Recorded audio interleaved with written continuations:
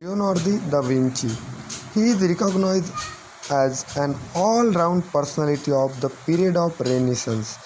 तो इनको ये रेनिसेंस पीरियड के ऑलराउंडर पर्सनालिटीज थे. He was well versed in different branches of science and art. इस साइंस एंड आर्ट का उनको बहुत सारा नॉलेज था.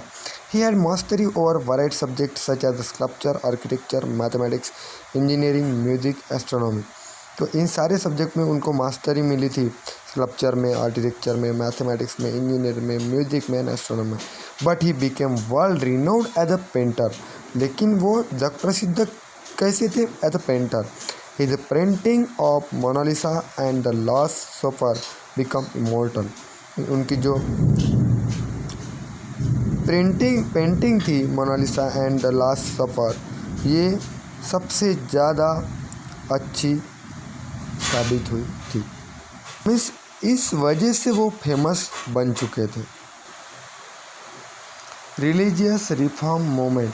The independent intellectuals attack the old religion ideologies of Roman Catholic church. तो जो भी इंडिपेंडेंट इंटेलेक्चुअल्स मीन्स स्वतंत्र बुद्धि का थिंक करने वाले जो लोग थे, उन्होंने किस पे अटैक किया? Old religious ideologies of Roman Catholic church. Means जो ओल्ड रिलीजियस आइडियोलॉजीज थे, मीन्स ओल्ड विचारधारा के लोग जो रोमन कैथोलिक चर्च से जुड़े हुए थे, उनके ऊपर हल्ला बोल उन्होंने शुरू किया था. इस ओल्ड रिलीजन पे उन्होंने फोकस किया था कि उनका सुनना नहीं. The Christian priest were taking advantage of the ignorance of people and were indulged in unnecessary ritual. They looted the people in the name of religion. जो क्रिश्चियन प्रीस्ट थे, जो अज्ञानी लोग थे, मीन्स जो इग्नोरेंस पीपल, अज्ञानी लोग, उनको वो लूटते थे, उनका पैसा हड़प करते थे और रिलीजियस के नाम पे उनको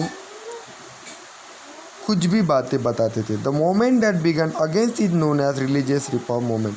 और इसीलिए फिर लोगों को लगा कि इसके लिए मोमेंट होना ज़रूरी है. और इससे then the movement that began against it is known as religious reform movement. Due to this movement human freedom and rationalism gain more important. और इसीलिए ह्यूमन को ज़्यादा से ज़्यादा फ्रीडम मिला और वो खुद थिंकिंग करने लगा. जोग्राफिकल डिक्शनरीज मीन्स भौगोलिक शोध. In 1453 AD the Ottoman Turks conquered Constantinople Istanbul which was the capital of Byzantine empire. तो 1453 में क्या हुआ? ऑटोमन तुर्क ने जो कॉन्स्टेंटिनोपल है उसको कॉन्कर्ड किया, मीन्स अपने साइड में जब्त किया. Which was the capital of Byzantine empire.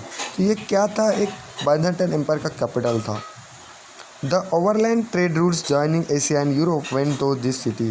तो एशिया और यूरोप से जो भी कुछ ट्रेड रूट्स ज्वाइन होते थे वो इस सिटी से होते थे. Since the Turk block this route, इसलिए तुर्क ने उस रोड को ब्लॉक कर दिया. There was a need of finding alternative trade routes. और इसीलिए फिर वहाँ पे अल्टरनेटिव ट्रेड रूट की ज़रूरत पड़ी.